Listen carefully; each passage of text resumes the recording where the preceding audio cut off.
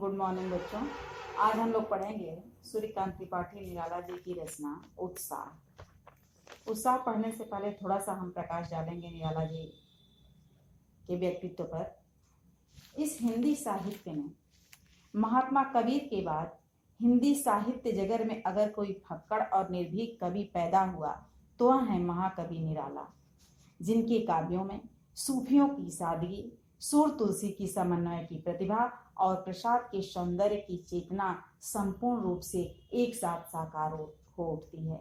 ऐसे व्यक्तित्व के मालिक निराला जी की रचना आज हम लोग पढ़ेंगे।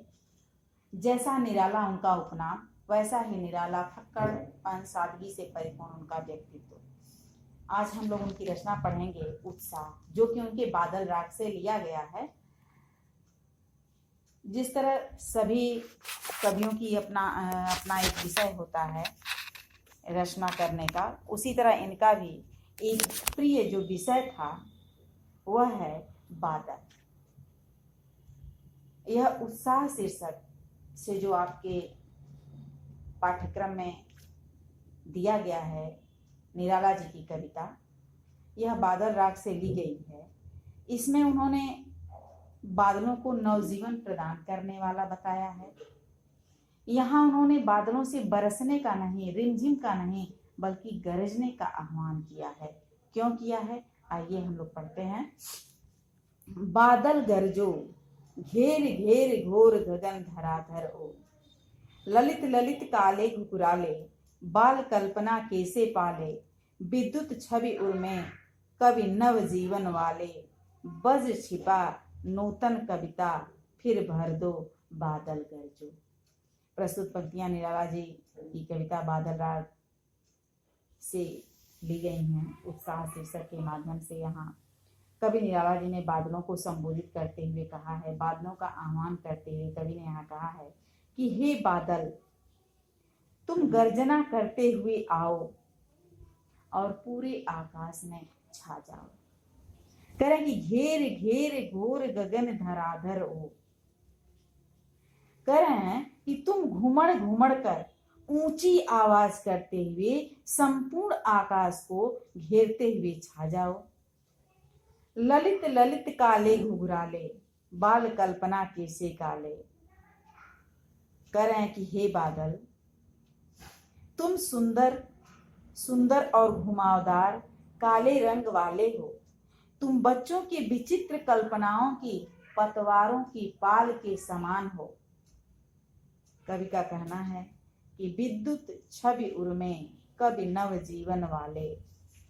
कह रहे हैं कि हे नवजीवन प्रदान करने वाले बादल रूपी कवि, तुम्हारे हृदय में बिजली की क्रांति और वज्र के समान कठोर गर्जना छुपी हुई है। तुम अपनी बिजली की चमक और भीषण गर्जना से इस आकाश में एक बार पुनः नई कविता का संचार कर दो। कवि यहाँ बादलों से गरजने का आह्वान करते हैं। यहाँ उन्होंने बरसने का नहीं, गरजने का आह्वान किया है, क्योंकि बादलों के गरजने मात्र से ही संपूर्ण जन में जागरूकता फैल जाती है, उनके मन जागरूक हो जाते हैं। आगे देखिए, बिकल बिकल उन्मन थे उन्मन, विश्व के निदाग के सकल जन, आए अज्ञात दिशा से आनंद के घन, तृप्त धरा जल से फिर शीतल कर दो बादल गरजो। यहाँ कवि ने बादल को नई कल्पना और नए अंकुर के लिए, नई क्रांति पैदा करने वाला, नई चेतना पैदा करने वाला बताया है। निराला जी क्या कहना है, बिकल बिकल उन्मन थे, बिकल माने व्याकुल, उन्मन माने बिना मन के, अनमने, विश्व के, संसार के, निदाग माने गर्मी से, सकल जन यानी सभी लोग। संसार के सभी लोग गर्मी के कारण जब व्याकुल और अनमने हो रहे थे, उस समय संसार के संपूर्ण मानव समुदाय में बदलाव करने हेतु व्याकुलता और अनमनी परिस्थितियों का जो वातावरण बना हुआ था, साहित्य के द्वारा ही समाज में चेतना का भाव आने का यहाँ भरोसा बना हुआ है। यहाँ कवि ने कहा है कि उस समय जब संपूर्ण संसार के लोग विश्व के निधाग के सकल जन, सकल संसार के सभी लोग गर्मी से जब व्याकुल हो रहे थे, अनमने हो रहे थे, उस समय हे बादल तुम कहीं से आए। करें कि हे बादल तुम्हारा अनजान दिशा से आए, अज्ञात दिशा से अनंत के घन, तुम अज्ञात दिशा से तुम्हारा आगमन हुआ। तृप्त धरा यह धरती तप रही है गर्मी से, जल से फिर शीतल कर दो, अपने जल को बरसा करके इसे शीतल कर दो। साहित्यकार अपनी रचनाओं के माध्यम से लोगों को इस प्रकार प्रेरित करते हैं कि संसार में विचारों के मतभेदों से होने वाली क्रांतियों का वातावरण शांत हो जाए। कवि का कहना है, हे बादल घन घोर गर्जना करते हुए आकाश मंडल में छा जाओ।